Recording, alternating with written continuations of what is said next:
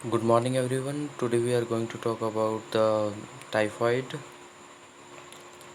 जिसको आप जो है एंटेरिक फीवर के नाम से भी जानते हो या आंतों के बुखार के नाम से भी जानते हो अगर हिंदी में हम बात करें। तो क्या होता है टाइफाइड फीवर और किसके द्वारा ये कॉज किया जाता है, क्या कारण है इसके पीछे, आइए जानते हैं। बेसिकली क्या होता है typhoid fever is an acute illness associated with fever cause by salmonella typhi bacteria. तो क्या है, ये एक साल्मोनेला टाइफी बैक्टीरिया है जो कि इसको कॉज करता है।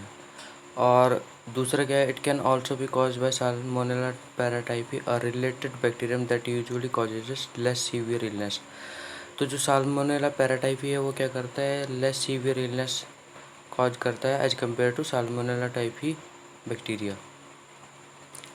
मतलब कि जो साल्मोनेला पैराटाइफी है वो लेस सीवियर इलनेस को कॉज करता है as compare to salmonella typhi. आइए और आगे देखते हैं कि और क्या कर सकता है ये। इसकी वजह से जो है, जो टाइफाइड है, जैसे कि आपने सुना होगा कि इसकी वजह से जो है पर्सन की डेथ भी हो जाती है और ये एक फैलने वाली बीमारी है। तो बेसिकली जो है मॉर्बिडिटी भी बढ़ जाती है, उसमें लोगों की संख्या बढ़ जाती है जो इस डिजीज़ से, जिन लोगों को ये डिजीज़ होती है उन लोगों की संख्या काफ़ी बढ़ जाती है। बेसिकली ये जो है, जो पानी जो है कॉन्टामिनेट होता है, या अगर हम फूड की बात करें, अगर वो कॉन्टामिनेट है मतलब संक्रमित है इस बैक्टीरिया से, तो उसके द्वारा इसके होने के चांस ज़्यादा रहते हैं अगर हम उस कॉन्टामिनेटेड फूड और वाटर को इनटेक कर लें। अब ये जो बैक्टीरिया होता है ये पानी में डिपॉजिट होता है या फूड में डिपॉजिट होता है ह्यूमन कैरियर के द्वारा, और अन्य व्यक्तियों में इस तरह फैल जाता है। कारण जैसे कि मैंने आपको बताया अभी किस बैक्टीरिया है, तो इसके कुछ कैरेक्टर हैं वो देख लेते हैं। तो ये जो है फैमिली एंटेरोबैक्टीरियेसी से बिलोंग करता है, ग्राम नेगेटिव बेसिलाई है। और जो इसका बेस्ट ग्रोइंग टेम्परेचर है वो 37 डिग्री सेल्सियस है। अब बात करें ट्रांसमिशन की, तो फीकल और रूट के द्वारा ये ट्रांसमिट हो सकता है। और क्लोज कॉन्टैक्ट विद पेशेंट्स और कैरियर्स, अगर हम उन पेशेंट से क्लोज कॉन्टैक्ट रखें जिनको ये टाइफाइड फीवर है या जो इसके वाहक हैं, मतलब कुछ पर्सन ऐसे होते हैं उनमें ये टाइफाइड जो है, टाइफाइड के वो वाहक होते हैं लेकिन उनको उनमें ये सिम्टम्स, इसके जो सिम्टम्स है टाइफाइड फीवर के वो नहीं होते हैं। बाकी वही है कि कॉन्टामिनेटेड वाटर और फूड और फ्लाइज एंड कॉकरोचेस के द्वारा भी ये कैरियर के रूप में, वेक्टर के रूप में ये जो है यूज किया जा सकता है। फ्लाइज और कॉकरोच जो है वेक्टर्स के रूप में। अब इसकी शुरुआत कहाँ से हुई थी, तो एक फेमस केस था टाइफाइड मैरी का, जिन्होंने जो है लगभग थाउजेंड्स ऑफ द पीपल अपनी लाइफ टाइम में जो है उनको उन मतलब उनमें बीमारी फैलाने का कारण रहा। ये जो लेडी थी, ये जो लेडी थी ये टाइफाइड मैरी के नाम से फेमस हुई। ये एक्चुअली में जो है टाइफाइड कैरियर के रूप में थी।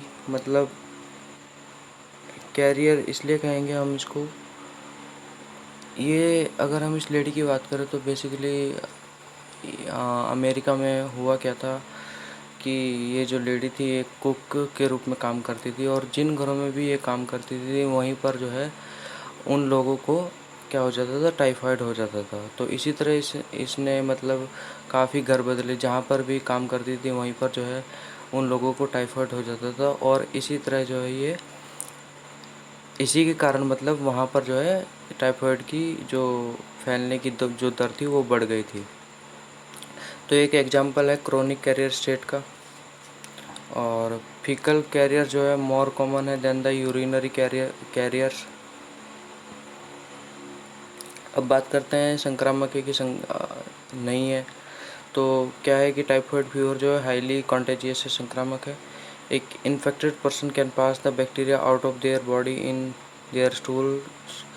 तो क्या करता है, जो इन्फेक्टेड पर्सन होता है वो बैक्टीरिया को अपनी बॉडी से फीसिस के थ्रू या यूरिन के थ्रू पास करता है। Contamination of the water supply can, या फिर वही जो मैंने पहले बताया कि आपको वाटर का कॉन्टामिनेशन होगा मतलब, या फूड का कॉन्टामिनेशन होगा। तो ये अगर हम इन चीज़ों को इनटेक कर लें तो हमें ये बीमारी हो जाएगी, हम भी इससे इन्फेक्टेड हो जाएंगे। The bacteria can survive for weeks in water and dried sewage. तो बैक्टीरिया जो है हफ्तों तक पानी में और जो सूखा सीवेज है उसमें सर्वाइव कर सकता है। How do people get typhoid fever. तो कैसे हो सकता है कि क्या तो हम उनके कांटेक्ट में जाए, वही है जहाँ जहाँ पर टाइफाइड फीवर एंडेमिक है, या हम एक माइक्रोबायोलॉजिस्ट की तरह वर्क करें और उसकी हैंडलिंग करें साल्मोनेला टाइफी बैक्टीरिया की, और वो किसी तरह से हमारी बॉडी के अंदर एंटर कर जाए। दूसरा क्या है कि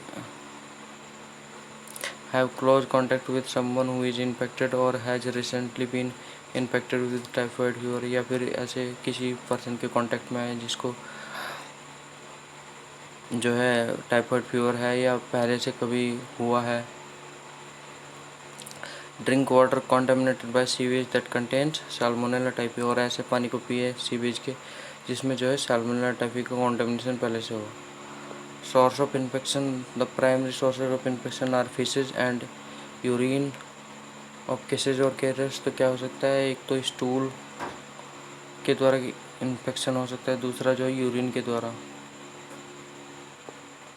the secondary sources include contaminated water, food, fingers and flies. Secondary sources क्या है, कॉन्टामिनेटेड वाटर पानी, फूड भोजन, और उंगलियां, और जैसे हमारी उंगलियों पर लग गया और हमने जो है उसको माउथ पे अपने माउथ पे टच किया या नोज पे टच किया तो वो उसकी एंट्री हमारी बॉडी के अंदर हो जाती है। अब बात करते हैं इसकी पैथोफिजियोलॉजी के बारे में कि इसकी पैथोफिजियोलॉजी कैसे ये जो डिजीज़ को कॉज करता है, और हमारी बॉडी के अंदर एंट्री करने के बाद क्या इसकी एक्टिविटी होती है। तो जैसे कि हमने इसको मतलब जैसे कि हमारी बॉडी के अंदर चला गया, सपोज करें आप, तो इंजेस्टेड कॉन्टामिनेटेड फूड, हमने एक ऐसा फूड खाया जिसमें ये पहले से ही प्रेजेंट था। अब उसके बाद क्या होगा, ये जो इंजेस्टेड बेसिलाई है ये हमारी जो स्मॉल इंटेस्टाइन है, स्मॉल इंटेस्टाइन में पहुंच करके क्या करेगा, जो उसकी लेयर होती है म्यूकोसा लेयर, उसको इन्वेड करेगा। उसके बाद ये मैक्रोफेज के द्वारा इंगल्फ कर लिया जाएगा, और मैक्रोफेज के द्वारा ये रीजनल जो वहाँ के उस एरिया के जो लिम्फ नोड है वहाँ पर ट्रांसपोर्ट किया जाएगा। उसके बाद साल्मोनेला टाइफी जो है इंटेस्टिनल लिम्फोइड टिश्यू में अपने नंबर को मल्टीप्लाई करेगा, और एंटेरोसाइट्स और एम सेल्स के साथ पहले से तीसरे हफ्ते के दौरान जो इसका इंक्यूबेशन पीरियड है वहीं पर ही रहेगा, और क्या करेगा, डायरिया को कॉज करेगा। अपने इंक्यूबेशन पीरियड के एंड में ये जो बेसिलाई है ये एंटर करता है ब्लड स्ट्रीम में, जिसे बोलते हैं बैक्टीरियसीमिया फेस, और जो कि ऑनसेट है टाइफाइड फीवर का। इसके बाद bacteria invade the gall bladder, biliary system and lymphatic system of the bowel and multiply in high number. इसके बाद ये क्या करता है, हमारा जो गॉल ब्लैडर है उसको इन्वेड करता है, हमारे बाइलियरी सिस्टम को अफेक्ट करता है, लिम्फेटिक टिश्यू को बॉल के, और हाई नंबर में मल्टीप्लाई करता है, और उसके बाद ये जो है हमारे इंटेस्टिनल ट्रैक्ट में दोबारा पास हो जाता है हमारी स्टूल के द्वारा, फिर बाहर के एनवायरनमेंट में आ जाता है, और हमारे स्टूल के द्वारा जब बाहर के एनवायरनमेंट में आ जाता है और जब कोई दूसरा पर्सन उसके कांटेक्ट में आता है और फिर उसको जो है हमारे स्टूल के द्वारा किसी भी तरह किसी भी तरह जो है वो कॉन्टामिनेट हो जाएगा उससे, अगर वो उसके कांटेक्ट में आएगा। अब बात करते हैं कि इसका ट्रीटमेंट क्या है। तो सबसे पहले तो कि rest is helpful, medical care, दूसरा एंटीबायोटिक्स है, और कॉर्टिकोस्टेरॉइड्स जो कि सीवियर टाइफाइड फीवर में एंटीपायरेटिक्स, बुखार को कम करने के लिए। और अगर हम इसकी बात करें कॉर्टिकोस्टेरॉइड्स की, तो इसमें जो है डेक्सामेथासोन जो है ये दिया जाता है। दूसरा अगर एंटीबायोटिक की बात करें तो इसमें जो है सिप्रोफ्लॉक्सेसिन जो एंटीबायोटिक जो है मुख्य रूप से जो है वो उपयोग करी जाती है। और बात करें डाइट की, तो fluid and electrolyte should be monitor. तो जो हमारी बॉडी का फ्लूइड है और जो इलेक्ट्रोलाइट लेवल है उसको काफ़ी मॉनिटर किया जाता, अच्छी तरीके से मॉनिटर किया जाता है। Soft digestible diet is preferable in the absence of abdominal distension and ileus. और जो खाना जो है इजीली डाइजेस्ट हो जाए उसको प्रेफर किया जाता है। और surgical care in cases of intestinal perforation, और अगर वो इंटेस्टाइन को परफोरेट कर दे तो उसमें जो है सर्जिकल केयर भी की जाती है। तो ये कुछ था